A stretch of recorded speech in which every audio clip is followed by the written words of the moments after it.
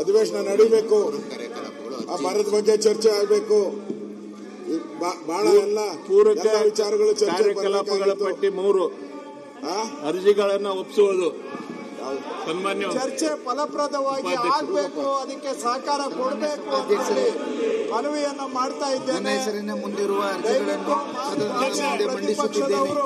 ಅಧ್ಯಕ್ಷ, ರಾಜ್ಯದ ಜನ ನಮ್ಮನ್ನ ಎದುರು ನೋಡ್ತಾ ಇರೋ ಸಂದರ್ಭದಲ್ಲಿ ಜನಗಳ ಸಮಸ್ಯೆಯನ್ನ ವಿಧಾನಮಂಡಲದಲ್ಲಿ ಚರ್ಚೆ ಮಾಡೋದಕ್ಕೆ ಅವಕಾಶ ಮಾಡಬೇಕು.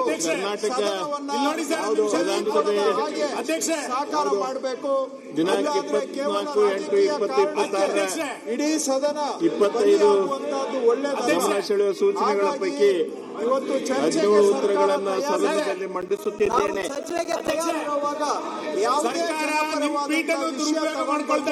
ಅವರು ಚರ್ಚೆ ಮಾಡಲಿ. ಜೊತೆಗೆ ಅಧಿವೇಶನದ ಕಾರ್ಯಕಲಾಪಗಳ ಸಂಕ್ಷಿಪ್ತ ವರದಿ ಅದಕ್ಕೂ ಕೂಡ ನಾವು ಚರ್ಚೆಗೆ ನೋಟಿಸ್ ಕೊಟ್ಟು ಚರ್ಚೆ ಮಾಡಿದ್ರೆ ಅಧಿವೇಶನವು ಕೂಡ ಸರ್ಕಾರ ಆಗಸ್ಟ್ 2026 ಪ್ರಾರಂಭವಾಗಿ ರಚನಾತ್ಮಕ ವಿರೋಧ 24 ಆಗಸ್ಟ್ 2026 ಈ ರೀತಿ 8 ದಿನಗಳ ಕಾಲ ಸುಮಾರು 21 ಗಂಟೆ 20 ನಿಮಿಷ ಕಾಲ ಕಾರ್ಯಕಲಾಪ ನಡೆಸಲಾಗಿದೆ. ಇತ್ತೀಚೆಗೆ ನಿಧನ ಹೊಂದಿದ ಗಣ್ಯರಿಗೆ ಸಂತಾಪ ಸೂಚನಾ ನಿರ್ಣಯವನ್ನು ಮಂಡಿಸಿ ಅಂಗೀಕರಿಸಲಾಗಿದೆ. ರಾಜ್ಯಪಾಲರಿಂದ ಒಪ್ಪಿಗೆ ಪಡೆದು ವಿಧೇಯಕಗಳ ಬಗ್ಗೆ ಕಾರ್ಯದರ್ಶಿಯವರ ವರದಿಯನ್ನು ಮಂಡಿಸಲಾಗಿದೆ.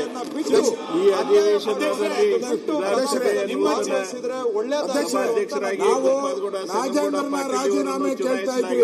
ನೋಡಿದ್ರೆ ಸಭಾಧ್ಯಕ್ಷರೇ ರಾಜೀನಾಮೆ ಕೊಡೋ ಸ್ಥಿತಿಗೆ ಬಂದ್ಬಿಟ್ಟಿದೆ. ಈಗ ಆ ರೀತಿ ಸದನ ನಡೀತಾ ಇದೆ. ನೂತನ ಉಪಾಧ್ಯಕ್ಷರಾಗಿ ಶ್ರೀ ರಾಜೇಂದ್ರ ರಾಜೀನಾಮೆ ನೋಡಿದ್ರೆ ಸಭಾಧ್ಯಕ್ಷರೇ ರಾಜೀನಾಮೆ ಕೊಡೋ ಸ್ಥಿತಿಗೆ ತಂದ್ಬಿಟ್ಟಿದ್ದೀರಾ. ಅಷ್ಟು ಒತ್ತಡ ಇದೆ. ಬಹಳ ಸರಿಯಾಗಿ ನಡೆಸಬೇಕಾಗಿತ್ತು.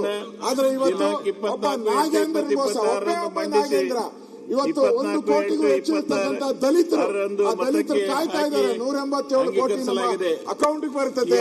ನಾವು ಅದನ್ನ ಉಪಯೋಗ ಮಾಡ್ಕೋಬೇಕು, ವಿದ್ಯಾಭ್ಯಾಸ ಮಾಡಬೇಕು, ಅದರ ಉಪಯೋಗ ಆಗಬೇಕು ಅಂತ.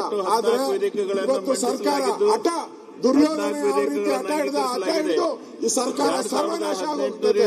ಈ ಸರ್ಕಾರ ಉಳಿಯಲ್ಲ. ಒಬ್ಬ ನಾಗೇಂದ್ರಗೋಸ್ಕರ ಇಡೀ ಸದನವನ್ನು ಹಾಳು ಮಾಡ್ತಾ ಇದ್ದಾರೆ ಅಂದ್ರೆ ರೂಲಿಂಗ್ ಪಾರ್ಟಿಯ ಕರ್ತವ್ಯ ಅದು. ರೂಲಿಂಗ್ ಪಾರ್ಟಿ ಕರ್ತವ್ಯ ಸದನ ನಡೆಸೋದು ರೂಲಿಂಗ್ ಪಾರ್ಟಿ ಕರ್ತವ್ಯ. ಆ ಕರ್ತವ್ಯದ ಮಾಡಕ್ಕೆ ಸರ್ಕಾರ ಯೋಗ್ಯತೆ ಇಲ್ಲ. ಆ ಯೋಗ್ಯತೆಯನ್ನ ಸರ್ಕಾರ ಕಳ್ಕೊಂಡಿದೆ. ಇಂಥ ಕೆಟ್ಟ ಸರ್ಕಾರ ಯಾವತ್ತೂ ನಾವು ನೋಡಕ್ ಸಾಧ್ಯನೇ ಇಲ್ಲ. ಅಷ್ಟು ಕೆಟ್ಟ ರೀತಿಯಾದಂತಹ ನಡವಳಿಕೆಯನ್ನ ಈ ಸರ್ಕಾರ ಮಾಡ್ತಾ ಇದೆ. ಅಧ್ಯಕ್ಷರೇ, ಇದು ಒಳ್ಳೇದಲ್ಲ. ವಿಧಾನಸಭೆ ವಿವಿಧ ಸ್ಥಾಯಿ ಸಮಿತಿಗಳಿಗೆ ವರದಿಗಳನ್ನು ಬಿಲ್ಗಳನ್ನ ಮಂಡನೆ ಮಾಡಬೇಕಾಯ್ತು. ನಮಗೆ ಚರ್ಚೆ ಮಾಡಕ್ ಅವಕಾಶ ಕೊಡಬೇಕಾಯ್ತು. ಬೆಂಗಳೂರಲ್ಲಿ ಇರ್ತಕ್ಕಂಥ ಪಾರ್ಕ್ಗಳು, ಕರ್ನಾಟಕದಲ್ಲಿರೋ ಪಾರ್ಕ್ಗಳು ಲೂಟಿ ಮಾಡ್ತಾ ಇದ್ದಾರೆ. ಇವತ್ತು ಫೈನಾನ್ಸ್ ಬಿಲ್ ಬಂತು. ಫೈನಾನ್ಸ್ ಬಿಲ್ ಸಂವಿಧಾನದ ಪ್ರಕಾರ ಚರ್ಚೆ ಆಗಬೇಕು. ಫೈನಾನ್ಸ್ ಬಿಲ್ ಆದ್ರೆ ಅದನ್ನು ಚರ್ಚೆ ಮಾಡಿಲ್ಲ. ಇವತ್ತು ನೀವು ನಮಗೆ ನ್ಯಾಯ ಕೊಡ್ತೀರಾ? ಸಭಾಧ್ಯಕ್ಷರು ಹೊಸಬರಿದ್ದಾರೆ.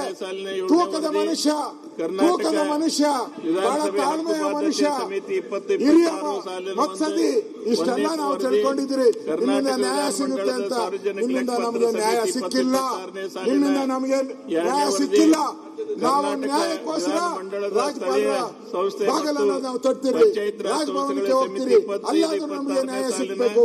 ಒಬ್ಬ ನಾಗೇಂದ್ರಗೋಸ್ಕರ ಕಳೆದ 30-40 ವರ್ಷದ ಇತಿಹಾಸದಲ್ಲಿ 30-40 ವರ್ಷದ ಇತಿಹಾಸ ವಿಧಾನಸಭಾ ಅಧಿವೇಶನದಲ್ಲಿ ಒಂದೇ ಸಬ್ಜೆಕ್ಟ್ ಮೇಲೆ ಇವತ್ತು ಚರ್ಚೆ ಆಗಿ ಅದನ್ನ ಒಂದು ರೀತಿ ತಾರ್ಕಿಕ ಅಂತ್ಯಕ್ಕೆ ತಗೊಂಡೋಗುವಂತ ಕೆಲಸವನ್ನ ನಾವೆಲ್ಲ ಬಿಜೆಪಿ ಮತ್ತು ಜೆಡಿಎಸ್ ಎಲ್ಲ ನಾಯಕರು ನಾವು ಮಾಡಿದ್ದೀರಿ. ಆದ್ರೆ ಸರ್ಕಾರ ಒಬ್ಬರಿಗೋಸ್ಕರ ಹಿಂದೆ ಈಶ್ವರಪ್ಪ ಘಟನೆ ಆದಾಗ ಆತ್ಮಹತ್ಯೆ ಮಾಡಿಕೊಂಡಾಗ ಈಶ್ವರಪ್ಪ ಹೆಸರಲ್ಲಿ ಅವತ್ತು ರಾಜೀನಾಮೆಯನ್ನ ಕೊಟ್ಟರು. ರಾಜೀನಾಮೆ ಕೊಟ್ಟರು ಈಶ್ವರಪ್ಪನವರು. ಅವ್ರನ್ನ ವಾಪಸ್ ತಗೊಳ್ಳಿಲ್ಲ. ಆದ್ರೆ ನಾಗೇಂದ್ರ ಅವ್ರನ್ನ ಇವತ್ತು ವಾಪಸ್ ತಗೊಂಡು ಅವತ್ತು ಯಾವ ಆಪಾದನೆ ಸಿದ್ದರಾಮಯ್ಯನವರು ಹೇಳಿದ್ರು 89 ಕೋಟಿ ಆಗಿರೋ ಡ್ಯೂಟಿ ನಿಜ ಅಂತ ಹೇಳಿದ್ರು. ಅದೇ ಮತ್ತೆ ನಾಗೇಂದ್ರ ಅವ್ರನ್ನ ಶಿವಲಿಂಗೇಗೌಡರು ಹೇಳಿದ್ರು ಅಪರಾಧಿ ಅಂತ. ಮೊನ್ನೆ ನ್ಯೂಸ್ 18ನಲ್ಲಿ ಶಿವಲಿಂಗೇಗೌಡರು ಅವ್ರ ಅಪರಾಧಿ ಅಂತ ಹೇಳ್ತಾ ಇದ್ರು. ಅಂತವ್ರನ್ನ ಇವತ್ತು ಮತ್ತೆ ಸದನಕ್ಕೆ ಬಂದು ಕೂತು ಇವತ್ತು 350 157 ಕೋಟಿ ಬರ್ತೈತೆ ಅಂತ ಆಸೆ ಇಟ್ಟುಕೊಂಡಂತ ಆ ದಲಿತರಿಗೆ ಇವತ್ತು ಕಣ್ಣೀರು ಸುರಿಸೋ ರೀತಿ ಮಾಡಿದ್ದಾರೆ. ಆ ದಲಿತರಿಗೆ ನ್ಯಾಯ ಸಿಗುತ್ತೆ ಅನ್ನೋ ಭರವಸೆ ಇತ್ತು ನಮಗೆ ಈ ಸದನದಲ್ಲಿ. ಆ 187 ಕೋಟಿ ಬರ್ತೈತೆ, ಆ ದಲಿತರಿಗೆ ಹೋಗ್ತೈತೆ ವಾಪಸ್ಸು ಅಂತ ನಾವು ಆಸೆ ಪಟ್ಟಿದ್ರಿ. ಅದಕ್ಕೆಲ್ಲ ತಣ್ಣೀರನ್ನೇ ಎರಚಿಬಿಟ್ರಿ ಇವತ್ತು ನೀವು. ಇಂಥ ಒಂದು ಘಟನೆ ಕರ್ನಾಟಕದ ಇತಿಹಾಸದಲ್ಲಿ ಯಾವತ್ತೂ ಆಗಿಲ್ಲ. ಚರ್ಚೆಯಾಗಿದೆ, ಬಹಳಷ್ಟು ಹೋರಾಟಗಳಾಗಿದೆ. ಮಂತ್ರಿಗಳ ಮೇಲೆ ಅಲಿಗೇಷನ್ ಬಂದಾಗ ಕೂಡಲೇ ಸರ್ಕಾರ ಸ್ಪಂದನೆ ಮಾಡಿದೆ. ಸ್ಪಂದನೆ ಮಾಡದೇ ಇರೋ ಒಂದೇ ಒಂದು ಸರ್ಕಾರ ಅದು ಡಿ.ಕೆ. ಶಿವಕುಮಾರ್ ಸರ್ಕಾರ. ಸ್ಪಂದನೆ ಮಾಡದೇ ಇರೋ ಒಬ್ಬ ಅಪರಾಧಿಗೆ, ಲೂಟಿಕೋರರಿಗೆ ಬೆಂಬಲ ಮಾಡೋ ಮುಖಾಂತರ ಈ ಸರ್ಕಾರ ಭ್ರಷ್ಟಾಚಾರಿಗಳ ಸರ್ಕಾರ ಅಂತ ಅರ್ಥ ಆಗಿದೆ. ಇವತ್ತು ಅಧಿಕಾರಿ ಈ ಸರ್ಕಾರ ಮಂತ್ರಿಗಳಾಗಿದ್ದಾರೆ, ಎಲ್ಲ ಹಣ ಕೊಟ್ಟು ಬಂದಿದ್ದಾರೆ, 150 ಕೋಟಿ 100 ಕೋಟಿ ಎಲ್ಲ ಹಣ ಕೊಟ್ಟಿದ್ದಾರೆ ಅಂತ ಹೇಳಿ ಎಲ್ಲ ಜನ ಮಾತಾಡ್ತಾ ಇದ್ದಾರೆ. ಅಂತದ್ರಲ್ಲಿ ಈ ನಾಗೇಂದ್ರನ ಕೇಸು ಮತ್ತೆ ಪ್ರೂವ್ ಮಾಡಿದ್ದಾರೆ, ಸರ್ಕಾರ ಪ್ರೂವ್ ಮಾಡಿದ್ದಾರೆ, ಮತ್ತೆ ಪ್ರೂವ್ ಮಾಡಿದ್ದಾರೆ. ಸರ್ಕಾರ ರಾಷ್ಟ್ರಗೀತೆಯೊಂದಿಗೆ ಭ್ರಷ್ಟಾಚಾರಿಗಳ ಸರ್ಕಾರ, ಭ್ರಷ್ಟಾಚಾರಿಗಳಿಗೆ ಧಿಕ್ಕಾರ. ಗೊತ್ತಪ್ಪ.